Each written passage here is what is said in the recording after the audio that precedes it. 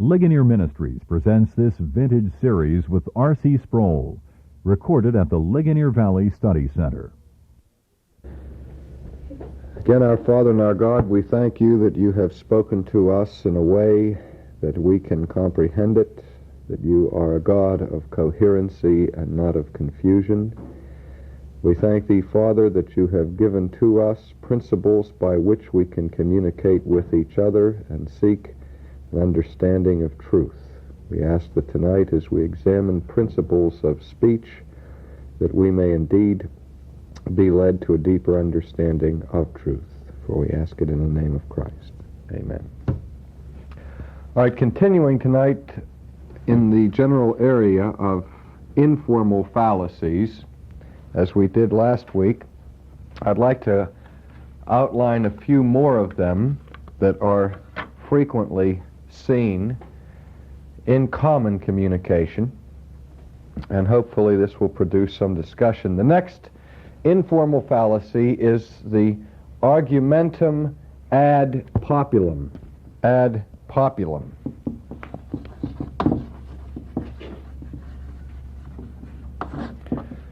This is the argument to the people. This is that fallacious method of reasoning by which people seek to gain someone else's assent to an argument by an appeal to the multitude. Now, there are many different forms that this particular fallacy takes, and many different aspects of our society in which it manifests itself, and I'll just delineate a few of those tonight, perhaps those that are most common. First of all, this particular fallacy is almost identified with Madison Avenue in our culture and the advertisement world. One of the common methods of pushing a particular product is to indicate how many people are using that product. If we can show, for example, that most Americans choose to use dial soap rather than any other form of soap, then we have a cogent argument for somebody else's trying out dial soap. Now, what's the hidden inference in such an appeal or such an argument? It's wonderful because everybody does it. Yes. No, you wouldn't have the majority using this type of thing unless there were good reason why so many do it. And you're left with the inference that the reason why so many people use dial soap or some other soap or some other product that is manufactured is because it is superior to the rest. Now, the facts of the matter may be what? It's the only one available. It's the only one available, or it's the cheapest one on the market, and its cost is inseparably related to its value, and it may in fact be the worst product on the market, but the fact that everybody's using it. But what does a plurality of use usually indicate more than anything else in our commercial society? If we would really examine what products are used more widely than any other products, what would we usually find corresponding to that majority usage? They're the most advertised. In other words, one of the key factors for use of multitudes of a certain product in our society is advertisement. That we know that in political elections that it's very difficult to defeat an incumbent whether or not his record has been one of great achievement. Why is that so? Does the testimonial thing fall under this argument too? No, we will differentiate the testimonial bill and use that in a separate category, the category of appeal to authority. All right? Although it's closely related. See, all of these come under the general heading of irrelevant conclusions. See, irrelevant argumentation. The fact that everybody in America uses dial soap does not demonstrate that dial soap is a good soap. Now, of course, I'm using dial just as an example off the top of my head tonight. I have no particular bone of contention with the makers of dial soap or with the product. I happen to think it's a pretty good product and all the rest. But the fact that everybody is using a product, or the majority of people are using a product, is not in and of itself a valid argument that the product is good. All that we prove by citing the statistics of use is what? What can we prove by that? It's relative usage, that's all. That's all you can do. All you can say, all you can prove by those assertions is that a lot of people use this product. In other words, it's meaningless. Well, it's not meaningless. The point is, why do they use it? You can't just leave that inference there, or you can't gratuitously leap to the conclusion that people use that product because it's the best. Now, we see this in all different aspects. Best-selling novels are not always the ones that are selected by the English departments of our universities and colleges as the prime examples of good literature. Oftentimes, a good product, or what may prove to be good over the long haul, will be recognized only by a minority.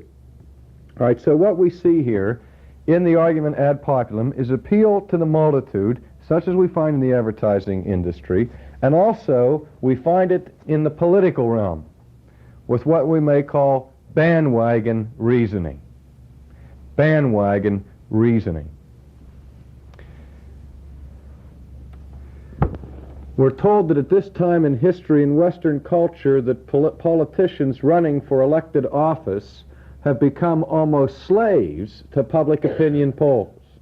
The Harris surveys, the Gallup polls, and the rest have become such a part of our culture that it would almost be unthinkable to have an election without reference to them. We remember that Lyndon Johnson, when he was the President of the United States, daily carried in his pocket, wherever he went, the latest public opinion polls. Now, is that simply because the elected officials are desirous of keeping their hand on the pulse of the culture and finding out what the needs of the people are? Not necessarily. But they're trying to find the collective will, the collective preference, the collective vote, and then, of course, acting in many cases to please people according to the polls. The demagogue always makes, or usually makes, use of this particular kind of argument. Get on the bandwagon. 50,000 Frenchmen can't be wrong. Now, do we have to labor the point in terms of formal reasoning that 50,000 Frenchmen can be wrong? Majority opinion is not a test of truth. And this is one dimension that the Christian has to deal with constantly in his claim to discovery of truth. Because he will frequently find himself in a minority position with the affirmations and the values that he espouses.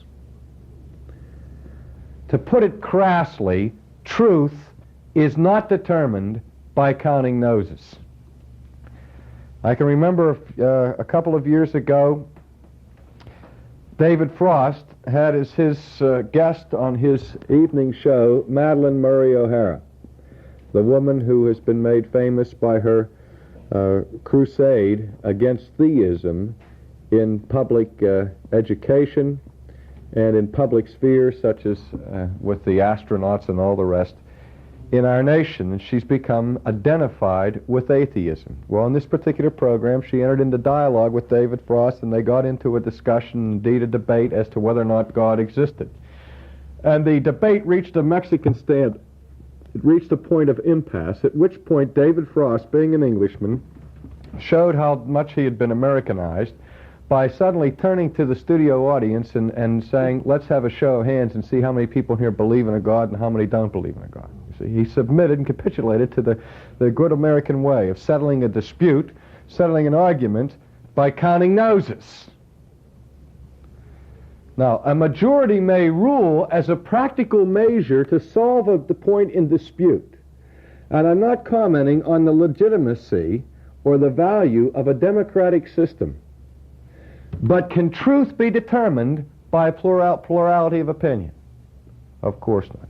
This, incidentally, was the problem, one of the problems that Alexis de Tocqueville saw centuries ago in the formative period of American democracy when he wrote an essay in which he turned out to be quite a prophet of his own right in entering a preliminary critique of the potential dangers of American democracy. And he spoke in this essay of the danger of the tyranny of the majority. The tyranny of the majority. In other words, in answering those who saw the concept of democratic form of government as the end-all, the final solution to the problem of the despot or the autocratic tyrant, he reminded people that tyranny can be exercised by a group just as it can be exercised by an individual, and warned of the dangers of rule by the majority. And consequently, the United States government sought and continues to seek to allow possibilities for minority expression within it.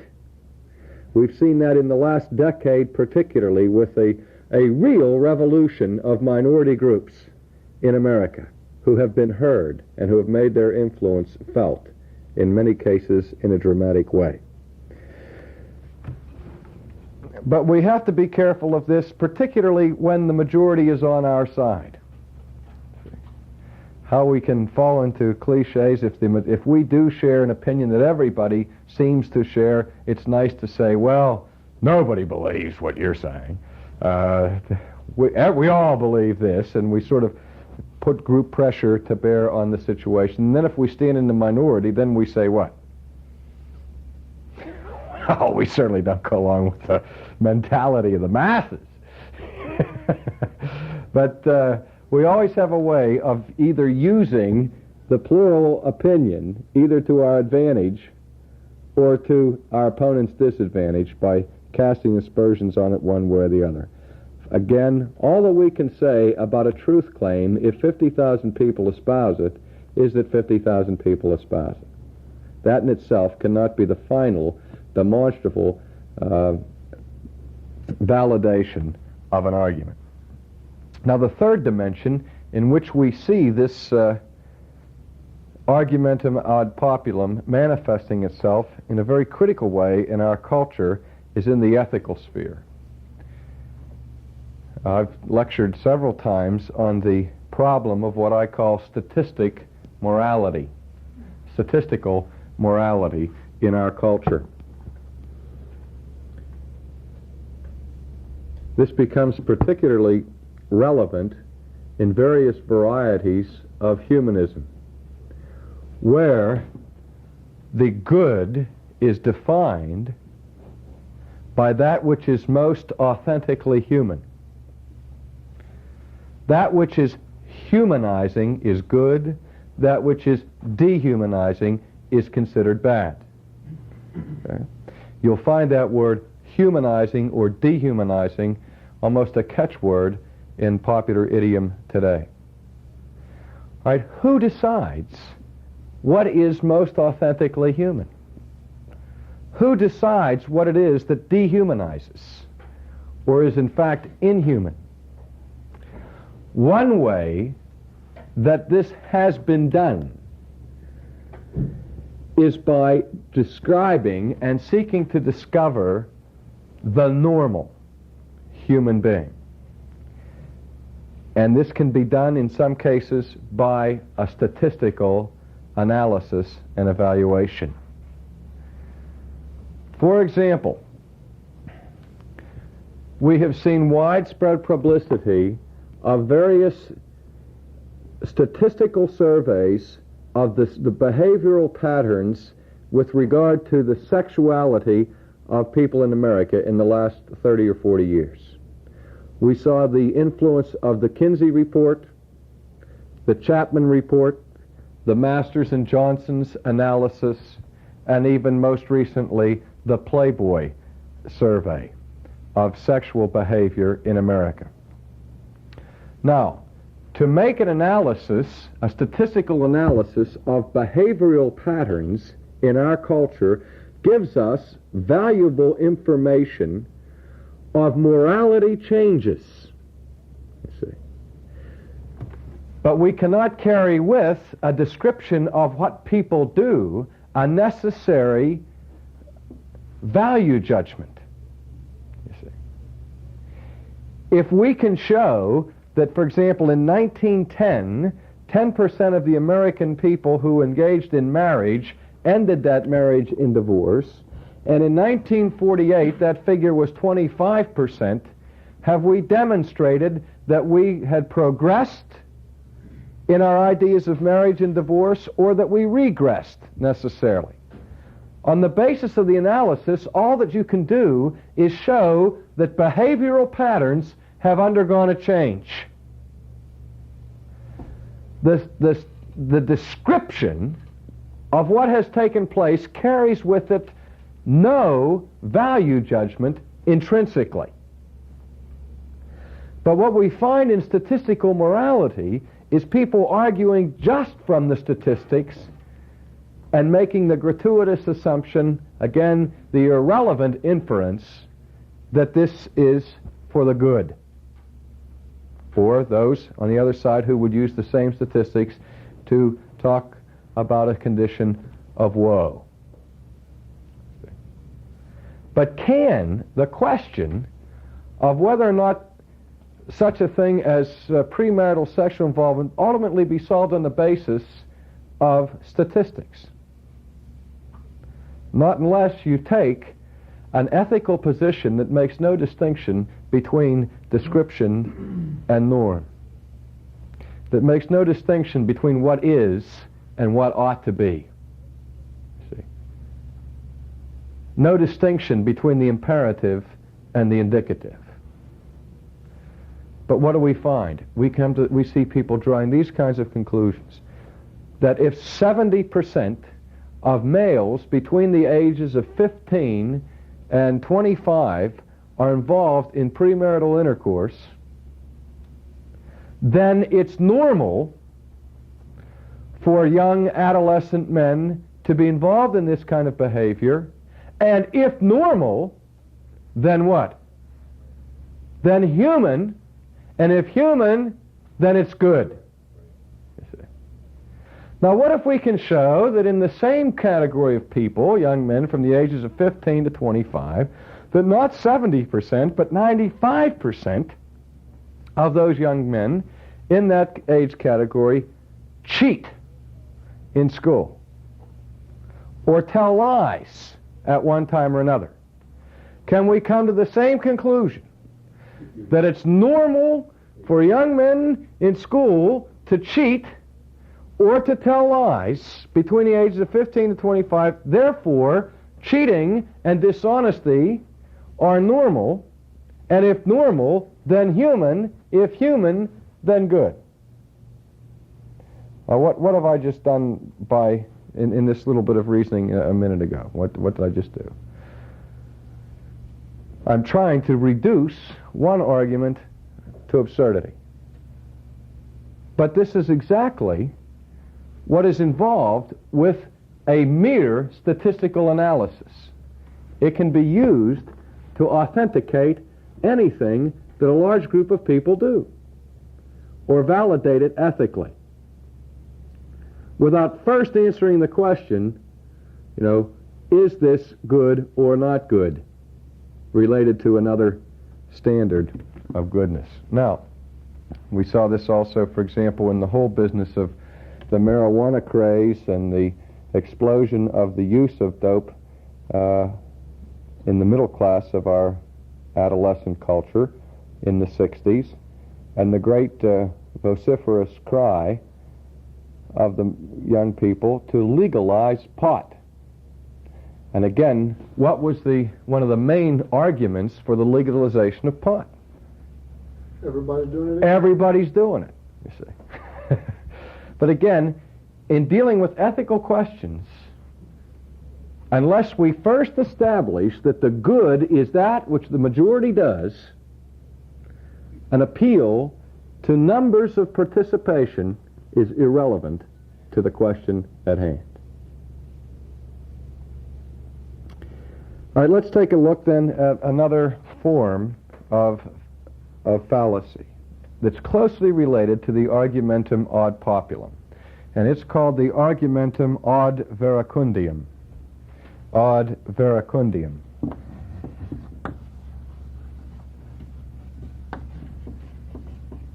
verecundiam. This simply means an appeal to authority. What you have in the Argumentum ad populum is an appeal to an authority, but the authority in this case is what? Of the ad populum. What would the authority be? The majority. Okay? There, whatever the majority does is authoritative and normative for everybody else.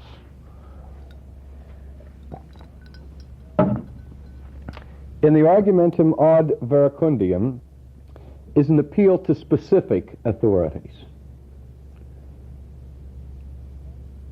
Now, not all forms of appeal to authority are fallacious. For example, our entire academic system, which requires documentation and footnoting in academic treatises, does so not only to protect a particular researcher from the charge of plagiarism or from violating copyright laws, but also to show that in the field that he is endeavoring to write or to speak, that he has consulted those men and women who have distinguished themselves as competent people in that field. And that a man is not just speaking from the viewpoint of uneducated opinion, but that he has indeed been exposed to those who have been competently engaged in dealing with many of the same questions.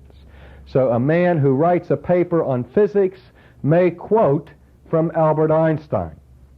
Now, a quote from Albert Einstein does not necessarily prove, certainly doesn't prove, the assertion that is being made by the person who is writing the paper or the book.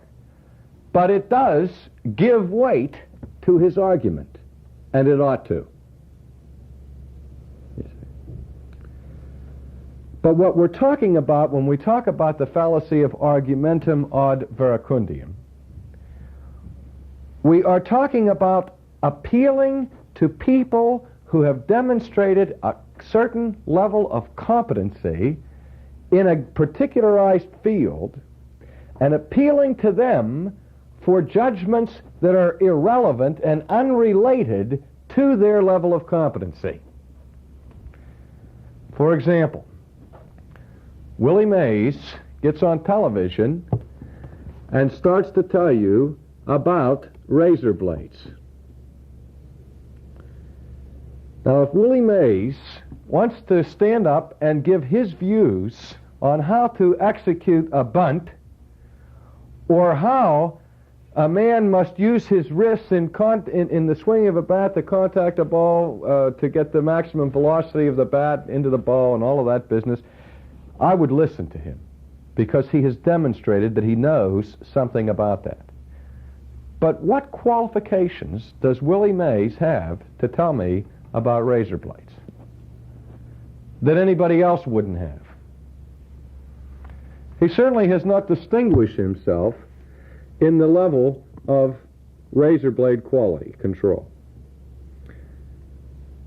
But what people do is that if anybody carries authority in one field, we have a tendency to attribute to them authority across the boards. I see this in Christian literature continually. Articles in Christian magazine. Werner von Braun writes why he believes in God, or he gives his testimony that he believes in God. Well, I'm very glad that Werner von Braun believes in God. See, and what's the purpose of citing a testimony of Werner von Braun to the existence of God? Why would Christian writers want to do that? He's well known. He's well known. He's no fool, therefore Christianity is not foolish. What more specifically? What field does von Braun represent? Science. There are many people who feel that science and Christianity are incompatible. So that if we can show people that there are credible scientists who embrace the Christian faith, then perhaps we can explode the myth that science and Christianity are ultimately incompatible. Now that has its value. But does the fact that Wernher von Braun believes in God in the final analysis have any more weight than that Donald Duck does? I would rather hear the testimony of a theologian than I would of a scientist. Can you jump to the conclusion that Wernher von Braun is an expert on questions of religion and theology? I would hardly expect him to be. On the other hand, so many scientists don't believe in God. So what? When a scientist makes a statement about the existence of God, is he speaking as a scientist?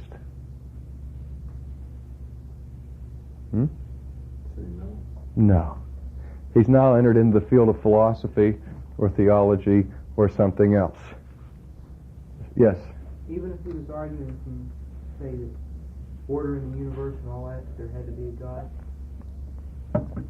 If he wants to argue from his field that there has to be a first cause, All all right, then what you're saying is that he is trying to indicate that the empirical data that he deals with indicates certain logical inferences that ought to be drawn from it.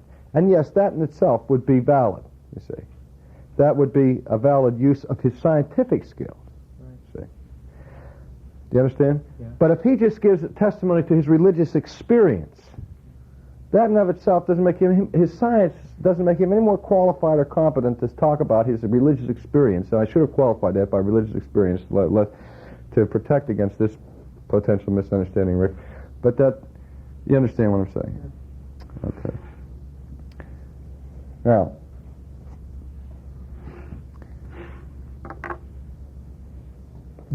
but this problem of attributing to people more authority or a broader sphere of competence than they actually have is a common one. And part of the reason we do that is that people who have competence and authority in some fields like to claim authority and competence in their fields for other fields of which they're not competent to speak. We have a little slogan or axiom in our culture today that people never discuss two things, religion and politics. Or a person will say, I never discuss two things, religion or politics. Okay? Now, unfortunately, or fortunately, whichever the case may be, a lot of people do spend a lot of time discussing religion and politics. Do they not? Because the questions of politics and of religion frequently bear heavily upon our lives. In other words, matters of religion and politics are not esoteric concerns to the public of America. A person who's an expert, for example, in microbiology or oceanography has a limited number of people that he can talk to about his field with any degree of comprehension or understanding. Because there aren't that many people who are deeply involved in the matters of oceanography. Now, I'm not making a judgment on its importance for a lot of people.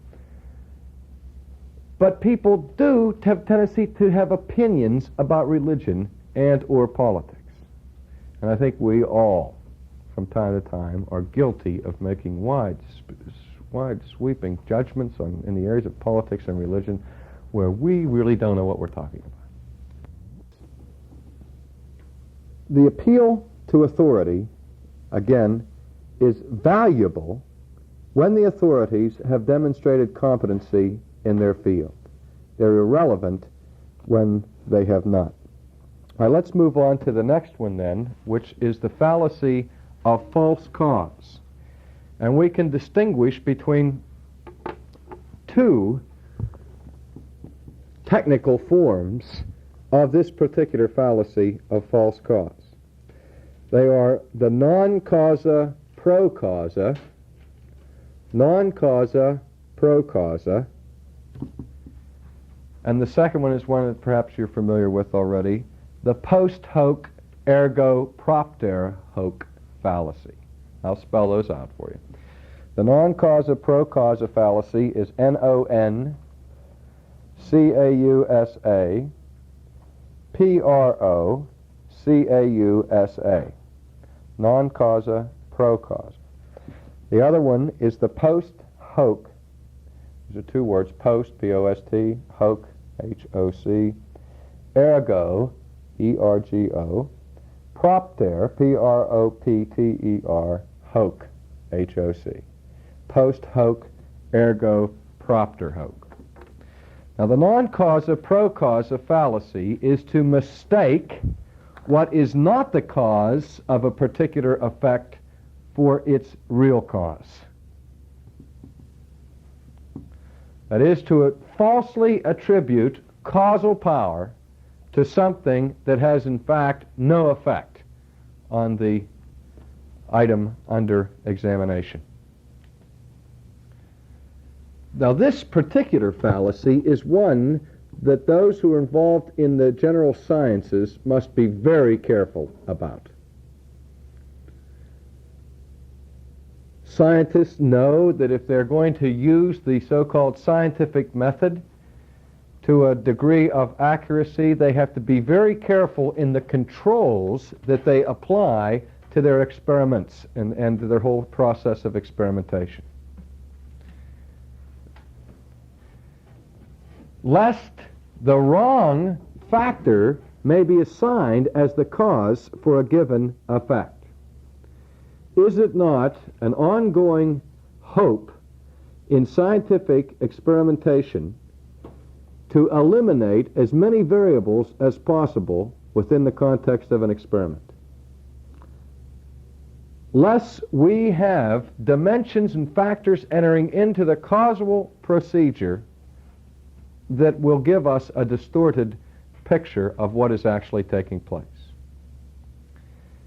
Now, I'll give you an example of what we're talking about here. Let's suppose that 30 people come to lunch tomorrow afternoon at the study center, and they all eat in the same building. And 20 people out of that group come down with an intestinal disturbance after the meal, and 10 do not. And then we immediately ask our question, why did 20 people suddenly become ill after eating at the study center and 10 did not? We might suspect food poisoning of one type or another with legitimate grounds. All right, but how do we discern what in fact produced or caused that illness? Well, suppose we discover that all 20 people who got sick had chocolate pudding for dessert, and there was an option for dessert between chocolate pudding and vanilla ice cream. And that the 10 people who had vanilla ice cream did not get sick, but the 20 who had the chocolate pudding did get sick. Now, we may be strongly inclined to come to the conclusion that what?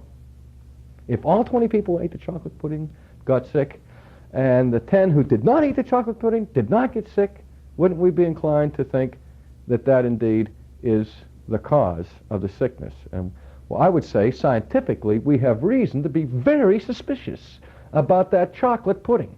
But can we demonstrate for sure at that point absolutely that that was the cause? Are there other possibilities? Perhaps the person who was responsible for distributing the chocolate pudding was highly contagious at that moment with the 24-hour intestinal flu. And it was just a coincidence, so to speak, that everybody who went to get the chocolate pudding got into close contact with that woman, and she was transmitting this disease, and that the reason why everybody's sick is they all have the 24-hour flu, and there's nothing wrong with the chocolate pudding at all. Now that can happen. But the fallacy here is jumping to premature conclusions without examining all of the possible causal factors that are involved.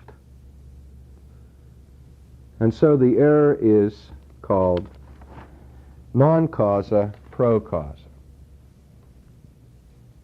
That which is not a cause being appealed to for the cause. Now the other kind of false cause is one that historians particularly, as well as scientists, have to be particularly careful about. And that's the argument, the post hoc ergo propter hoc fallacy. Post hoc ergo propter hoc simply means after this, post hoc, after this, ergo, therefore, propter hoc, because of this. After this, therefore, because of this. That is, if something takes place in time after something else takes place in time, it must mean that whatever happened first caused whatever came after it.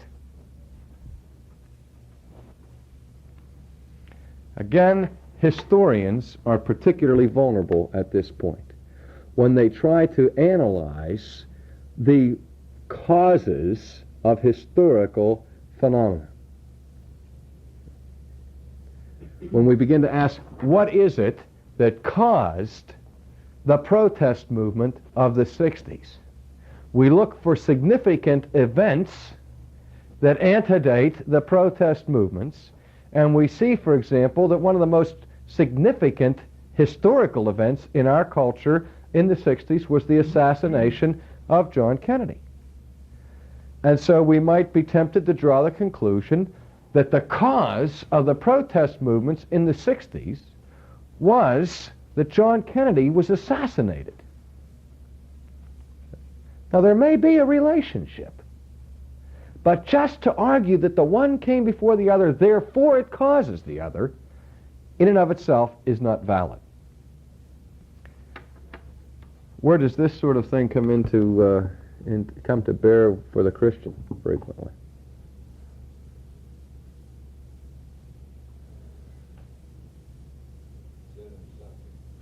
Sin and suffering. Okay? A person is suffering. He sinned before he suffered. Therefore, there is a direct proportionate relationship between a person's suffering and his previous sin. The book of Job is a lengthy document to expel that particular fallacy. That there is necessarily a proportionate ratio and relationship between a person's suffering and their sins. Where else does the Christian run into this sort of thing? Explanation for the content of the New Testament. An explanation for the content of the New Testament. Boy, oh boy. Again, let me tell you, one of my favorite pet peeves. Teaching at the college level, teaching students Introduction to the New Testament.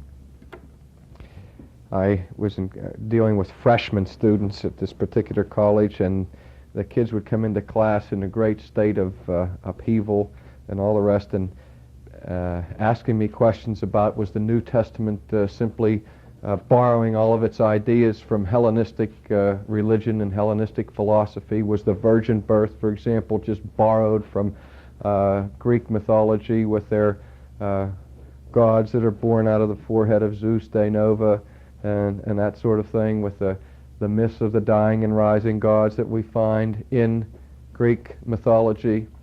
And I said, well, I couldn't understand why I was getting all these questions from freshmen. I didn't know that they knew about all these hard critical questions that were being raised in New Testament scholarship. And I discovered that these freshmen were also taking, I discovered the cause of their questions, that these students were also taking a course in the humanities. And in their freshman English class, the professor had assigned Ovid's Metamorphoses as part of the required reading for that course, and he was lecturing on Ovid's Metamorphoses and going to great pains to point out the parallels that existed between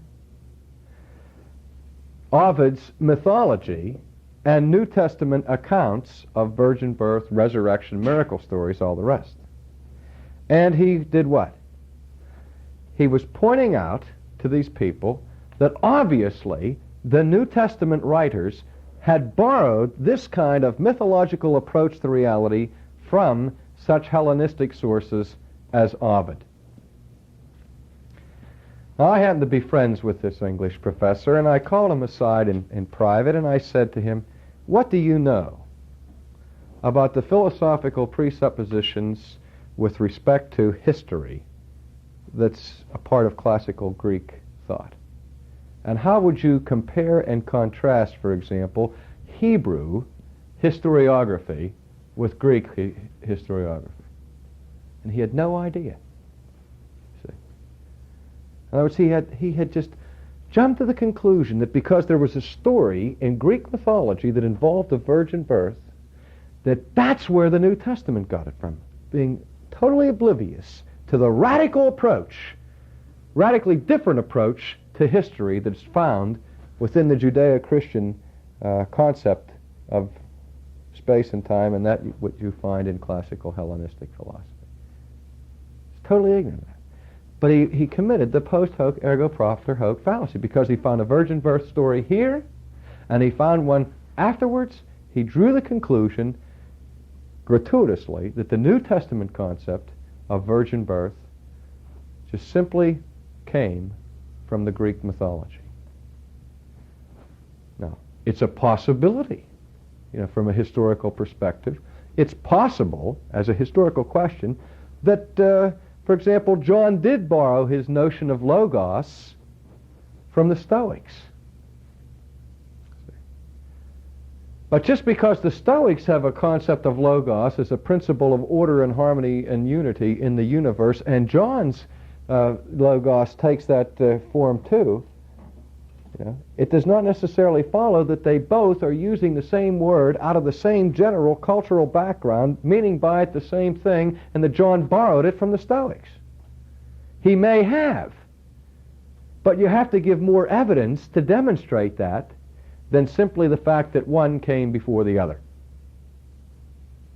It's quite possible that John was utterly ignorant of the Stoic use of the term logos, or that Matthew was utterly ignorant of Ovid's Metamorphoses. To take this to an extreme position, can we say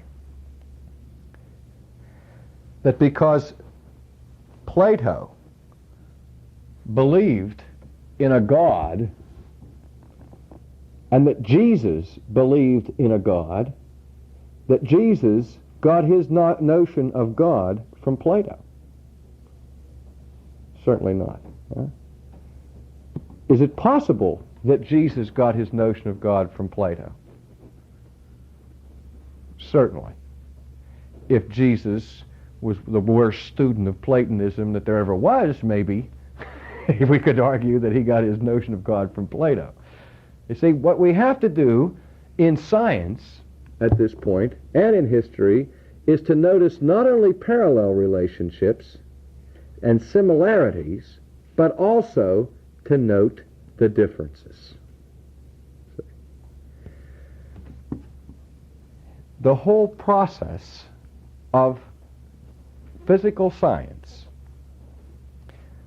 is dependent not only on logic as an organon for meaningful discourse and coherency, but also on principles of taxonomy.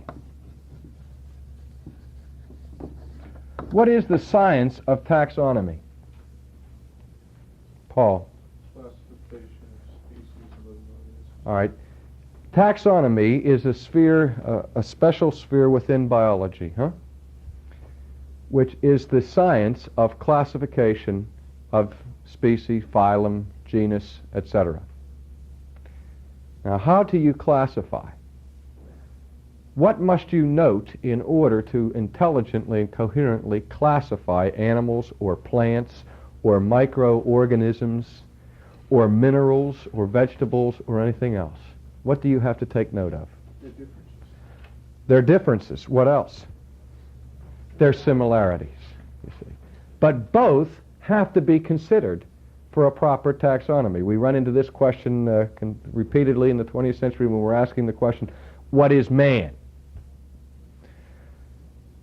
How is man the same as an animal, or how is man different from an animal? Or what's the difference between man and a machine? You hear people arguing in our day and age that men are machines because computers do so many things that men can do. Therefore, computers are no different from men. Oh, I haven't seen computers having sexual intercourse and reproducing little computers. You see? Have you? That's one difference. There are all different kinds of ways to differentiate and to classify. And we saw a book come out in the 60s by Desmond called The Naked Ape, analyzing man from the perspective of the behavior of primate apes. And what was the distinguishing characteristic of man according to Desmond? The man's an ape like every other ape except for one distinguishing characteristic. What is it? He's naked. Doesn't have a body of hair all over him like the ape does. But we've got to be careful before you make those kinds of identifications that we consider all the differences. See? Lest we come to the conclusion, post hoc ergo propter hoc. We see one animal, like an ape, walks upright and undergoes many procedures very similar to us, and we can find remnants of him before man. We could even come to the conclusion, what? That man came from the ape. But we better be very careful to note the differentiations, the differentiating factors before we come to conclusions like that, if we're going to be scientifically sound and logically sound in our thinking. Remember Plato trying to deal with the problem of individuation and differentiation to define a man? Tried to get to reduce the distinctive characteristics of man to make him different from an animal. He finally came to the conclusion, what? That man is a featherless biped. That was Plato's definition of a man. Until one of the cynics in the room threw onto the table a plucked chicken with the sign attached to it, Plato's man. See? Now, that was featherless and it was a biped. See, we have to note not only similarities, but also differences before we make identifications, equations, or descriptions of relationships. All right. Now, closely related, but not exactly the same as the post hoc ergo propter hoc fallacy, is the argument that runs this way. Common substance means common source. Common substance means common source.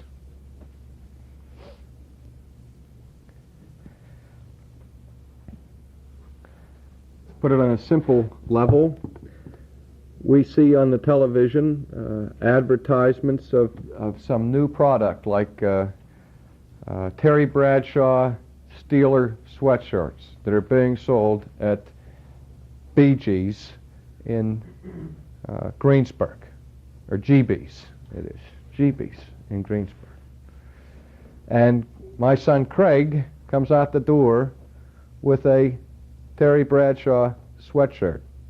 And he sees little Randy come down the street, and little Randy has a Terry Bradshaw sweatshirt. And Craig got his sweatshirt at GB's in Greensburg. And he says to Randy, "Hey, Randy, I see that you've been to GB's. Why? Because you have a Terry Bradshaw sweatshirt." And Randy says, "Nope. We got ours at Troutman's. They just don't advertise on TV. See? We got ours at Troutman's in Mount Pleasant." Or Troutman's isn't in Mount Pleasant, it's in Greensburg. We'll let Zeno worry about that. Latro. All right, in Latro. Now here's where it comes down to a much more sophisticated level.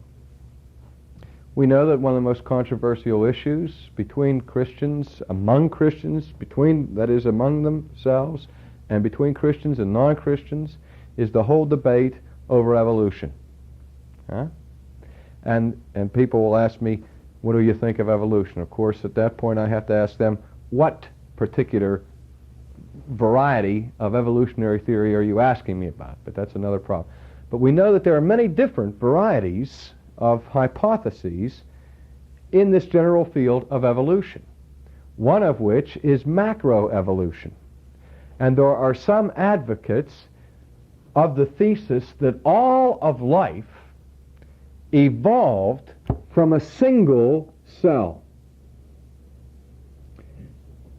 And I've heard biologists now argue that point on this basis, that if we examine the structure of all living things, we will see that all living things contain such dimensions as RNA and DNA, or amino acids and that sort of thing. And if all life exhibits the characteristics of RNA and DNA, then that must mean what? That they all came from a single source of RNA and DNA. Does that follow? Let's allow, just hypothetically, for the possibility of a fiat creation within the context of the Christian tradition. And let's suppose that God makes all living beings, he creates all different kinds of species, but he incorporates in that creation a common substance. But he is the ultimate source, not that substance. Now, if that took place, could we then argue demonstratively from the existence of that common substance to one finite being that had that common substance in the beginning? Certainly not. Common substance proves what? Common substance. It doesn't prove common source any more than Craig's shirt and Randy's shirt, because they look the same and appear the same, both came from the same store.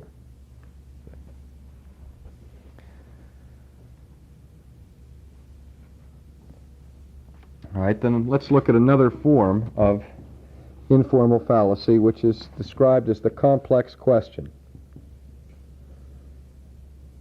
Common problem in popular communication. The complex question. The classic illustration of the complex question is the prosecuting attorney that has this man on the witness stand, and he questions the defendant by this question: "Have you stopped beating your wife?" If he says no, he's confessed that he is continually beating his wife. If he says yes, what does he say? He's admitting the guilt. That no matter how he answers the question, he's confessing his guilt about beating his wife. How to put the question this way: do you stand for republicanism and prosperity? Without any money. Huh? I'm a capitalist without any money. You're a capitalist without any money. What do parliamentarians do when they're faced with those kinds of questions that come to the floor of debate? They talk about something else. No, they don't. When there's an issue on the floor, a question that has to be decided. But you are voting not on one question, really, but on a complex question. We are going to support republicanism and prosperity, as if the two were absolutely inseparably related. What does the parliamentarian ask for in that situation? division of the question, to divide the question, because those are separate questions and they have to be dealt with separately. But those are the kinds of things that can be said and can be dealt with so frequently, and they'll get by you without you ever noticing it. A complex question where in fact you're giving your assent, your agreement, or your disagreement to not just one fact or one dimension, but two or several. All right, the last one that I wanted to deal with tonight is the either-or fallacy. But I'm not going to have time to do justice to that one because it's a rather complex one, and I'll save it till next time.